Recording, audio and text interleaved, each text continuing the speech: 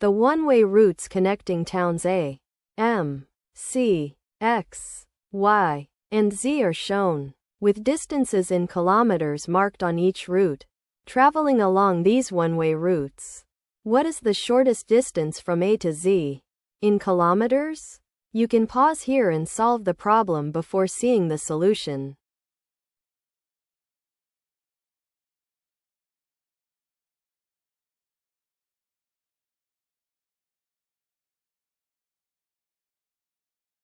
Let's draw the map. Each arrow is a one-way road, and the number on it is the distance in kilometers. We want the smallest total getting from A all the way to Z. Follow this route. A to X is 5. X to M is 2. M to Y is 6. Y to C is 5.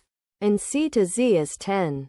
Adding those up, 5 plus 2 plus 6 plus 5 plus 10 gives 28 kilometers.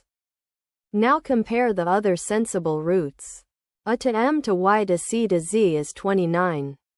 A to X to Y to C to Z is 30. And A to M straight to Z is 33.